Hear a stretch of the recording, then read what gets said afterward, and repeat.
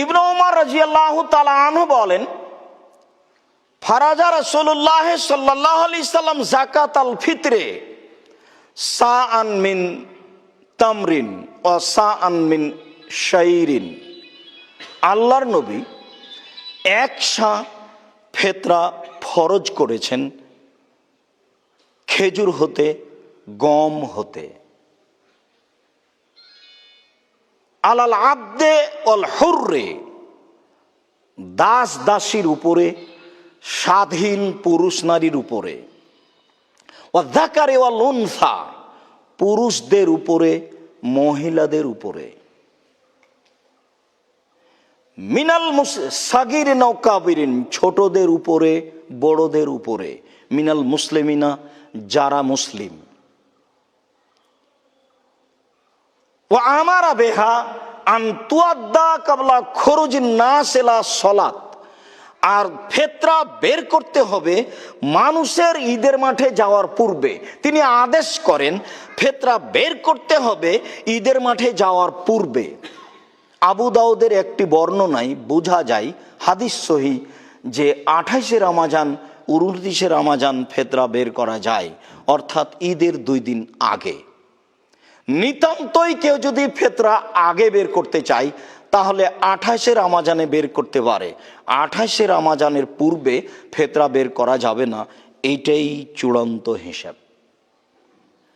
আগে যদি কেউ বের করে তাহলে তার কাজটি রাসূল সাল্লাল্লাহু আলাইহি সাল্লামের সুন্নাত অনুযায়ী হবে না, কাজটি হবে দলিলবিহীন। তবে রাসূল সাল্লাল্লাহু আলাইহি সাল্লাম যেদিন জোরালোভাবে আদেশ করেছেন সেই দিন হলো ঈদের মাঠে যাওয়ার পূর্বে। আমি মনে করি যে আপনারা তার সাক্ষ্য যে আপনাদের পিতাগণ ফিতরা বের করতেন ঈদের মাঠে যাওয়ার পূর্বে, আপনাদের খুব মনে আছে। এবং ওই যিনি দায়িত্বশীল সর্দার তার বাসাতে রেখে এসে গোসল টোসল করে বের হতেন, এটাই নীতি ছিল। কিভাবে কিভাবে প্রথম রমজানে চলে আসলো, 15 রমজানে চলে আসলো, ইচ্ছা মতো চলে আসলো। সেটাই যদি হয় তাহলে রাসূল সাল্লাল্লাহু আলাইহি সাল্লাম বললেন যে ফারাজা রাসূলুল্লাহ সাল্লাল্লাহু আলাইহি সাল্লাম যাকাতাল ফিতরে তুহরান লিসিয়াম ও তুমাতান লিল মাসাকিন, সিয়ামকে পবিত্র করার জন্য, মিনাল লাগবে ও রাফাস। সিয়াম অবস্থায় মানুষের অশ্লীল কথা হয়ে যেতে পারে, অপ্রয়োজনীয় কথা হয়ে যেতে পারে। এই সিয়াম অবস্থায় পুরো মাসে যে অপছন্দ অপ্রয়োজনীয় কথা কর্ম হয়ে গেছে, এইটাকে পবিত্র করার জন্য ফিতরা। তো যদি 15ই রমজানে দিয়ে দিই তাহলে পবিত্র করবে কি? তো আগেই কাজ হয়ে গেছে, পবিত্র হয় কি করে? এই বিবরণও বোঝা যায় যে এটা আগে হবে না, পরেই হবে। সাথে সাথে আরো বলা হয়েছে এটা ফকির মিসকিনদের খাদ্য। সম্মানিত মসজিদের মুসল্লি, অত্র বিবরণের প্রথম কথা যে 1 সা ফিতরা দিতে হবে, 1 সায়ের কম ফিতরা দেওয়া যাবে না, এ কথাই ঠিক। আবু সাঈদ খুদরি রাদিয়াল্লাহু তাআলা আনহু বলেন, লাম নাজাল নুখরিজু, আমরা নিয়মিত 1 সা করে ফিতরা বের করে আসছিলাম। আমরা সাহাবীগণ ফি আহাদিন নবী সাল্লাল্লাহু আলাইহি সাল্লাম, রাসূলের যুগ থেকেই 1 সা ফিতরা বের করে আসি। কাদেমা মুআবিয়া তো হাজ্জান ও মুতামিরান, মুআবিয়া রাদিয়াল্লাহু তাআলা আনহু সিরিয়া থেকে আসলেন হজের উদ্দেশ্যে অথবা উমরার উদ্দেশ্যে। ফাকাল্লামান নাস, তিনি এসে জনগণের সামনে বক্তব্য দিলেন। তখন উমরের যুগ বা উমর পার হয়ে গেছেন, এরকম একটা যুগ, রাসূলের যুগ নয়, আবু বকর সিদ্দিকের যুগ নয় রাদিয়াল্লাহু তাআলা আনহু। তো মুআবিয়া রাদিয়াল্লাহু তাআলা আনহু এসে জনগণের সামনে বক্তব্য দিলেন। বক্তব্যের এক পর্যায়ে তিনি বললেন, আন্না মুদাইনে মিন সামারাই শাম তাদিলু সান মিন তামরিন, সিরিয়ার অর্ধশা গম মদিনার 1 সা খেজুরের সমান। তার মানে তিনি মূল্যর হিসাব করে এই কথা বললেন। সিরিয়ার অর্ধশা গমের মূল্যে 1 সা খেজুর পাওয়া যাবে। ফাখাজান নাস বিযালিকা, মানুষ তখন এটা গ্রহণ করে নিল। এইভাবে মানুষ আমল করতে লাগলো। আবু সাঈদ খুদরি রাদিয়াল্লাহু তাআলা আনহু বলেন, লা আজালো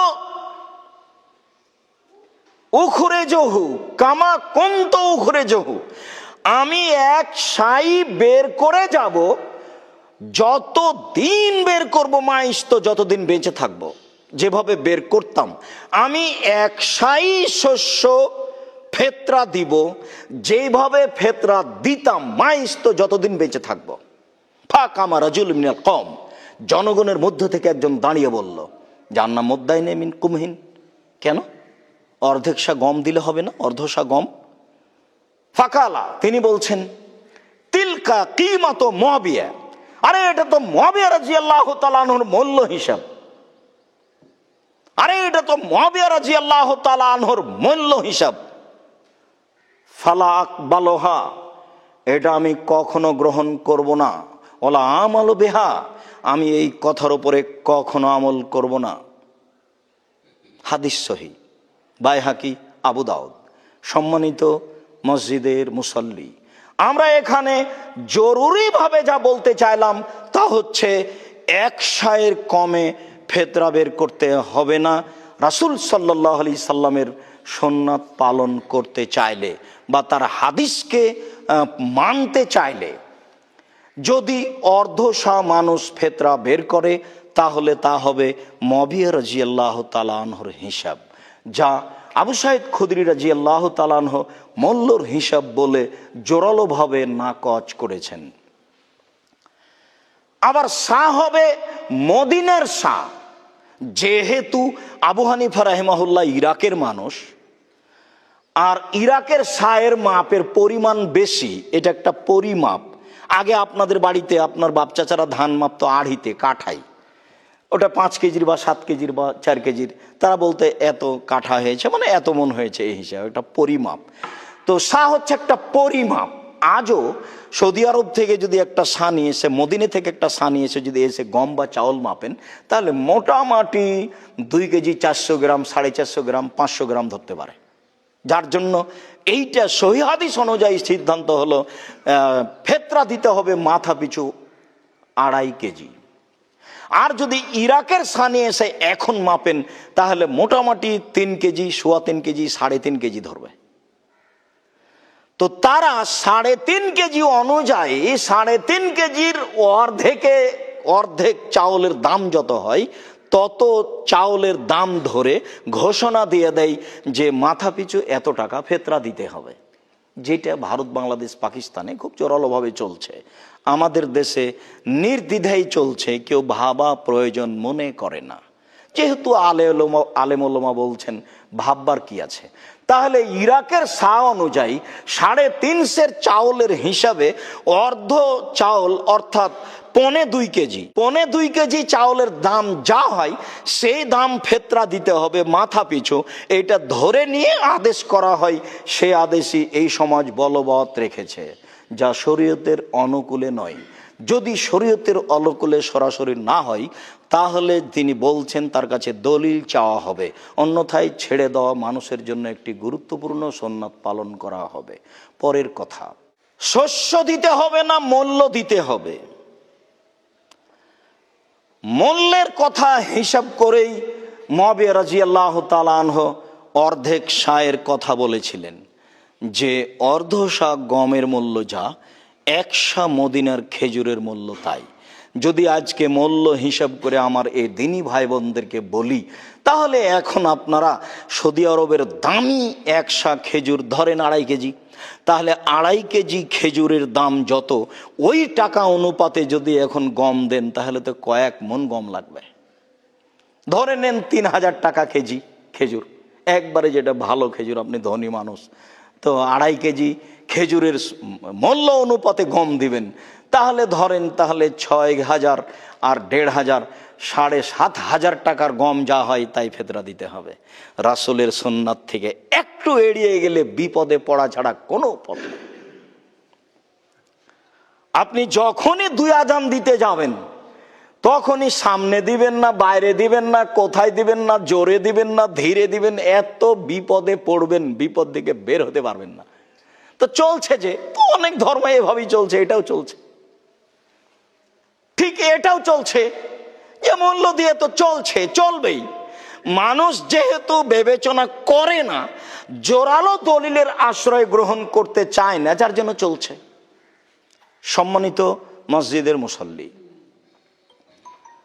অর্ধশা ধরার কোনো সুযোগ নেই, মূল্য ধরার কোনো সুযোগ নেই। একাধিক হাদিসের বিবরণে বোঝা যায় রাসূলের যুগে শস্য বের করা হতো। অতএব কিয়ামত পর্যন্ত মানুষকে রাসূলের সুন্নাতের অনুসরণ করত, শস্যই ফেতরা দিতে হবে, মূল্য নয়। হাদিসের বিবরণে আরো বোঝা যায় যে মানুষ যদি শস্য না দিয়ে মূল্য দেয় তাহলে সে গুনাহগার হবে রাসূলের সুন্নাতকে উপেক্ষা করে। অনেকেই বলতে চাচ্ছেন যে শস্য তো ভারী, কে দিবে কে নিবে। আরে কে দিবে কে নিবে মানে, যদি কেউ নেওয়ার না থাকে ফেলে দেন, এ তো মানুষের ময়লা, তো এটা ফেলে দেন। কেউ যদি না নেওয়ার না থাকে, সেই টেনশন আপনার কেন হলো? আপনি এই দিকে কেন গেলেন যে টাকাতে সুবিধা, শস্যতে অসুবিধা, কে দিবে কে নিবে, এটা কেন? শস্য বের করেন, পথ হবেই। ধর্মের অন্য অন্য জায়গায় পথ হয়, আজকে হবে না। এখানে কোনো পথ বের করা যায় না। লকডাউনে সব শরীয়ত উল্টে যাচ্ছে, সব শরীয়ত উল্টে যাচ্ছে। আলেম ওলামা দিব্যি ফতোয়া দিচ্ছেন, মুখোশ পরে সালাত আদায় করেন 3 ফুট দূরে দূরে। তাদের পক্ষ থেকে সরকার পরামর্শ অনুমতি পাচ্ছে বলেই তো করছে, এবং নির্দ্বিধায় তারা বলছেও।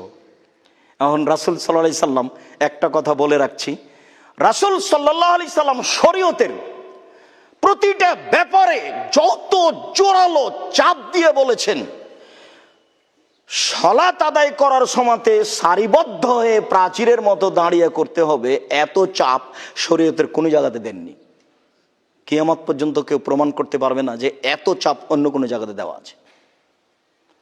তার 23 বছর জীবনে কোনো একদিন কোনো এক সালাতে মুখামুখি হয়ে প্রাচীরের মতো হয়ে দাঁড়াও এ কথা না বলে তিনি শুরু করেছেন, তার কোনো প্রমাণ নেই। কিয়ামত পর্যন্ত প্রমাণ হবে না। এখন তো ইমাম কেবলার দিকে দাঁড়িয়ে আছে, পাগড়ি একটা পেঁচাচ্ছে, ময়লা যুক্ত পাগড়ি, আর ওদিকে একামাত চলছে। একামাতের যখন কাদকামতি সালা গেছে তখন উনি বলছেন আল্লাহু আকবার।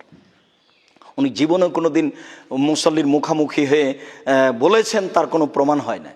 অথচ আল্লাহ রাসূল বলছেন প্রাচীরের মতো দাঁড়াও, মধ্যে ফাঁকা রাখো না। ওই যে দুইজনের মধ্যে শয়তান ঢুকছে, আমি দেখতে পাচ্ছি। আবার বলছেন যে মধ্যের ফাঁকা বন্ধ করো, যে ফাঁকা বন্ধ করবে তার জন্য জান্নাতে ঘর বানানো হবে। তা আলেম ওলামার পরামর্শ অনুযায়ী চলছে। ওইদিকে লাইন লাগিয়ে ব্যাংকে লাইন চলছে, কোনো সমস্যা নেই। লাইন লাগিয়ে ইফতারি নেওয়া হচ্ছে, কোনো সমস্যা নেই। ঝগড়া করছে লাইন লাগিয়ে, কোনো কথা নেই। সব এসে এখানে ঢুকে গেছে। সম্মানিত মসজিদের মুসল্লি, বলছিলাম যে শস্য দিয়ে ফেতরা আদায় করতেই হবে, মূল্য দিয়ে নয়। তারপরের জরুরি কথা যে ফেতরা দিতে হবে ঈদের মাঠে যাওয়ার পূর্বে, বন্টন করতে হবে কখন? হাদিস, একাধিক হাদিস লক্ষ্য করলে বোঝা যায় যে এসে বন্টন করতে হবে সেই দিনই বা যেদিন সহজ হয়। বুখারী মুসলিমের এক হাদিসে বোঝা যায় যে আবু হুরায়রা রাদিয়াল্লাহু তাআলা আনহুকে ফেতরার দায়িত্ব দেওয়া হয়েছিল। তাতে চোর এসে নিয়ে চলে গেলে 1 দিন 2 দিন 3 দিন কয়েকদিন থেকে গেল বন্টন হতে, তারপরে বন্টন হলো। এরপরেও গরিব দুস্থ ফকির মিসকিনকে লক্ষ্য করে যদি ফেতরা বন্টন করা হয় তাহলে ঈদের দিন সালাত আদায় করে এসে বন্টন করবে। আগে বন্টন করার কোনো প্রমাণ হয় না। এরপরেও যদি 1 দিন 2 দিন আগে আদায় করে তাহলে সুবিধার্থে বন্টন করতেও পারে, কিন্তু হাদিস দ্বারা প্রমাণ হয় না। হাদিস দ্বারা এটাই প্রমাণ হয় যে সালাতে যাওয়ার পূর্বে আদায় করবে আর এসে বন্টন করবে, এটাই সুন্নাত, যা আগে থেকেই আমাদের পরিবারে বাপদাদাকে দেখেছি এইভাবেই তারা পালন করতেন। সমাজের লোকগুলির উপরে শরীয়ত এভাবেই চালু ছিল।